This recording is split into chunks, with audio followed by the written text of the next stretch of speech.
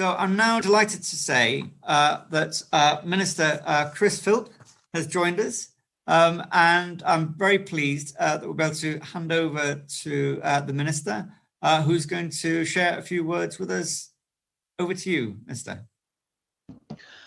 Wonderful. Good morning, and thank you very much indeed, Anthony, for that introduction, and to the team at Tech UK for inviting me to speak at this year's Digital Ethics Summit.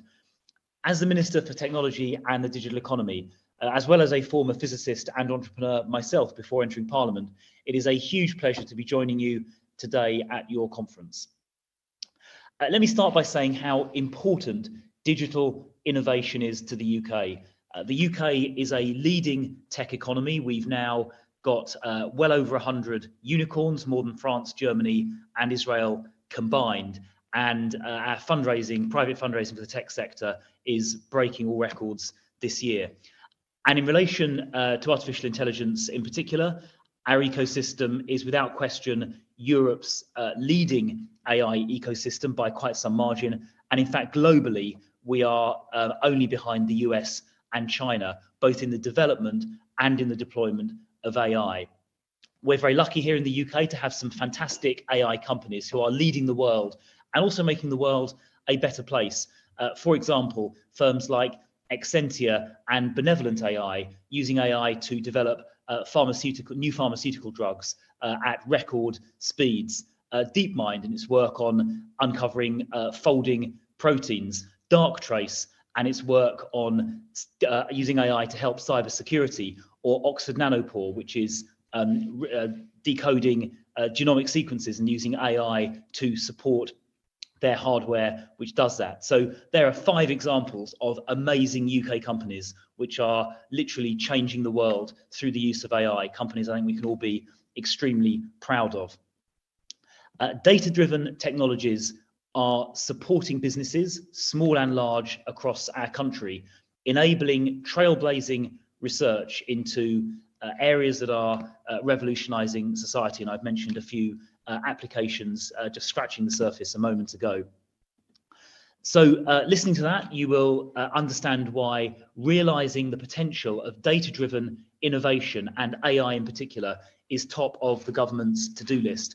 The Prime Minister is now personally chairing a National Science and Technology Council, which is setting priorities, which include artificial intelligence, quantum computing, semiconductor supply chain for obvious reasons, and next generation telecom networks.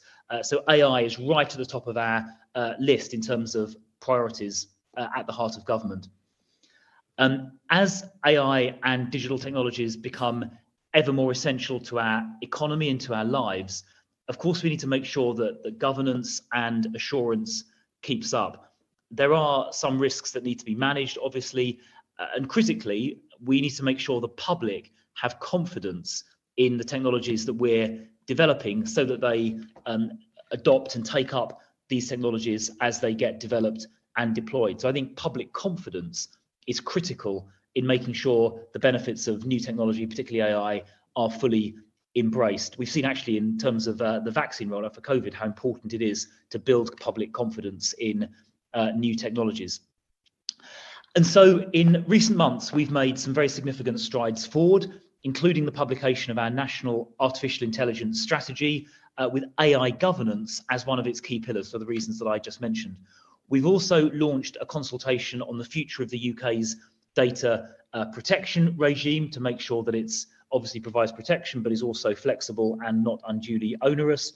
And then also, we've got an online safety bill we're bringing forward. It's been published in draft form, and we'll be introducing an updated version to Parliament in the next few months, which will make sure users are kept safe online. And we meant to make sure that illegal activity harmful to children and so on is properly policed. That will be a globally groundbreaking piece of legislation.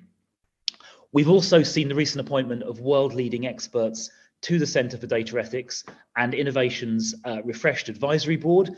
So thank you to them for their work, who will help drive the CDEI trustworthy innovation in data and AI initiatives. It's an absolutely vital body the first of its kind in the world, and is helping us make real progress on some of the toughest challenges in applying trustworthy approaches to data and AI on the ground. In fact, talking to experts in this field, I am struck by how much the debate on data ethics has moved in this direction in a comparatively short time. Tech UK's first Digital Ethics Summit took place just 5 years ago. And since then, we've seen the conversation move from, oh, I've just lost my place. Bear with me.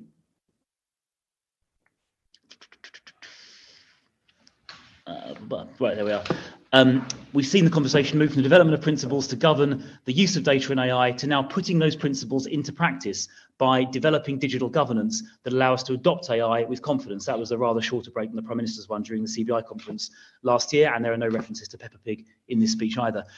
Advances in the use of AI rightly generate excitement, but there are risks that need to be managed, and if people aren't confident in adopting AI, we will miss out on the opportunities AI has to transform businesses, improve public services, and drive economic growth, as I was saying earlier. And this is where AI assurance comes to the fore. Currently, organisations considering the use of AI technologies in the UK have limited independent means of verifying whether an AI technology actually works, reducing both the willingness of industry to invest and the outcomes for consumers. Independent AI assurance services like audit, certification, and kite marking can help trust in AI. These services can provide reliable information to organizations, users, and regulators about whether AI systems are trustworthy and performing as expected. This is why I'm so pleased to be launching CDEI's AI Assurance Roadmap today. The AI Assurance Roadmap sets out the steps required to build an effective, mature ecosystem of assurance services in the UK. There is a huge opportunity here.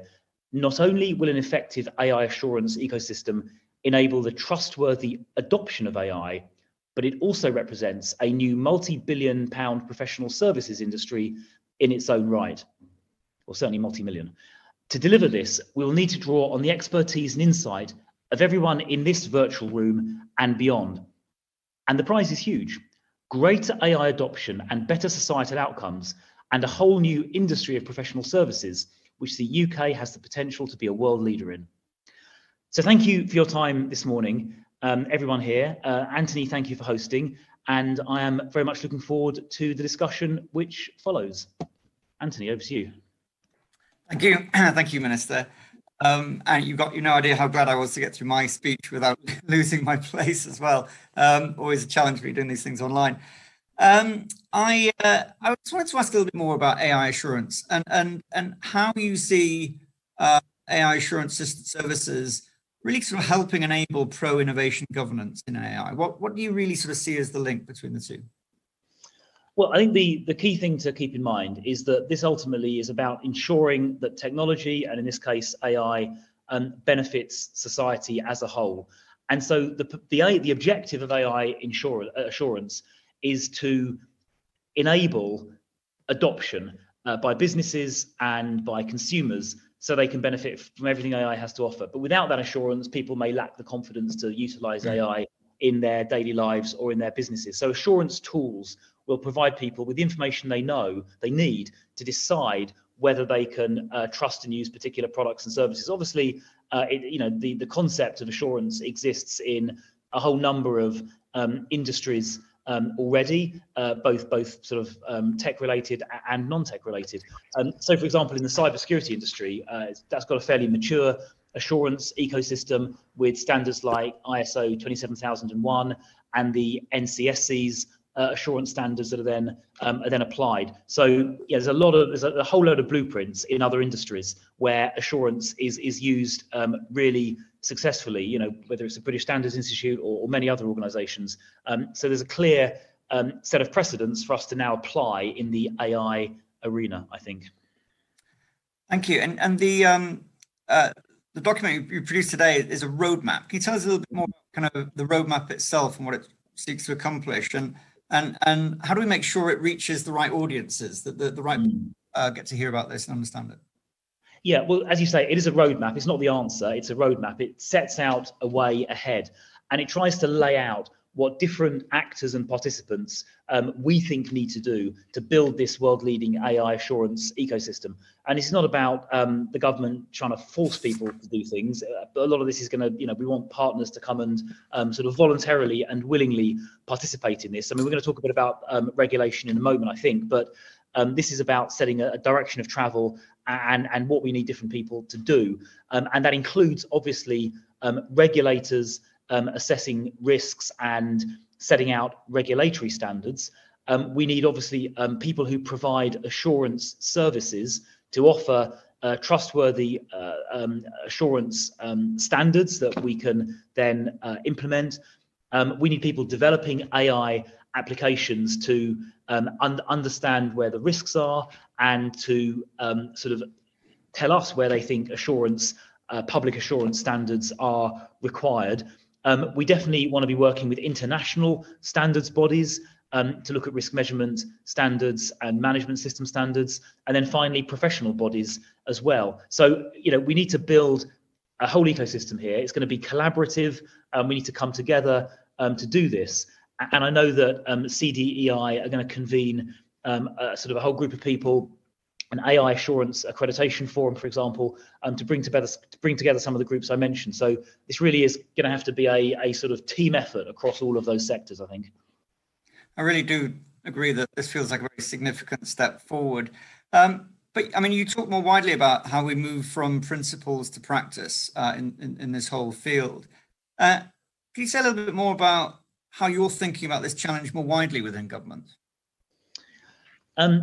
Yeah, so just to give you an example of our approach, for example, algorithmic transparency is something which everyone thinks is very important, but simply being told about the importance of a principle on its own isn't enough if you're a practitioner developing a new AI tool. So we need to think of practical steps to go from a principle to something that is tangible and real. So, for example, last week, the Cabinet Office, which coordinates activity across the whole of government, launched one of the world's first standards for algorithmic transparency in the public sector. It was developed by the Cabinet Office's Central Digital and Data Office in partnership with CDEI. It'll be piloted by government departments and public sector bodies more widely.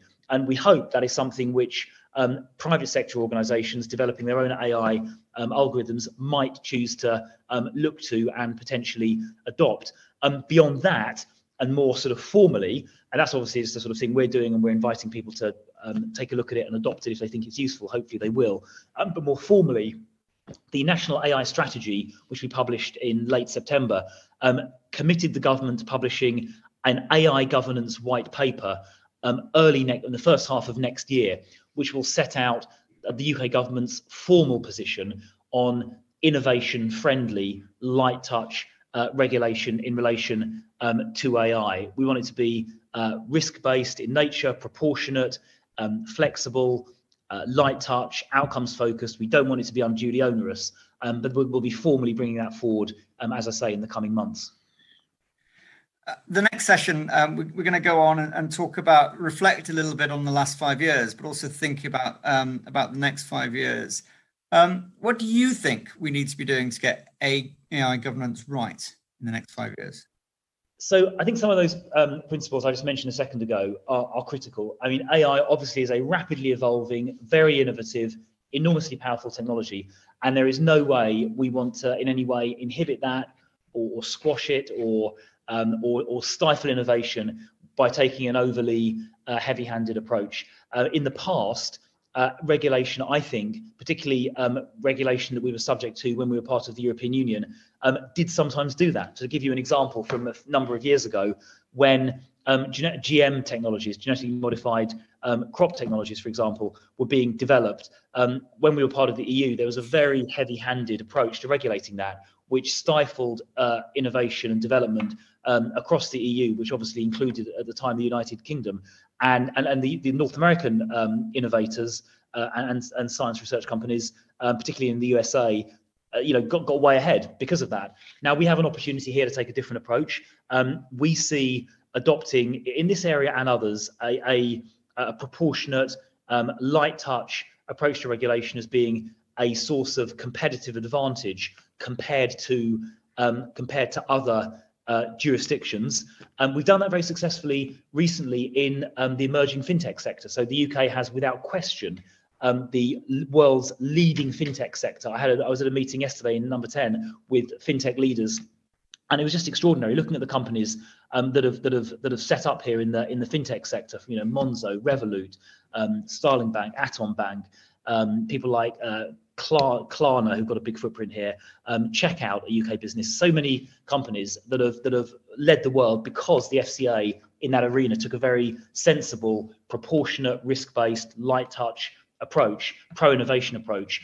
And that is exactly what we want to do as well with AI. So just like fintech, where we now lead the world, when we have this conversation in 5 years' time, as you said, I don't want to be saying we're Europe's leader. It's not good enough. We want to be, but we're behind China and America. Well, I want to be saying we're the world's leader, as we are with fintech. So that is the objective. And I hope as we craft our white paper in the coming weeks and months, we'll be able to simultaneously provide assurance to particularly citizens and businesses that AI is safe, it's usable, but at the same time make sure that innovation can thrive and growth can flourish, and that the businesses on this call and elsewhere can lead the world as we do in so many other areas. That's our vision and our mission. Thank you so much, Minister. Light touch, but right touch, I think is definitely something we can all really get behind, and will be, I'm sure, will be a major focus of the discussion throughout the day.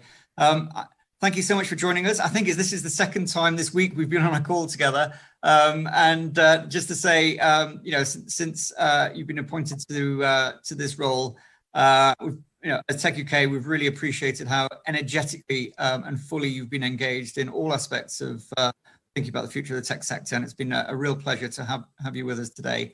So thank you so much for joining us, and congratulations again on the launch of the roadmap today. Thank you. Thank you, Anthony, and thank you, everyone.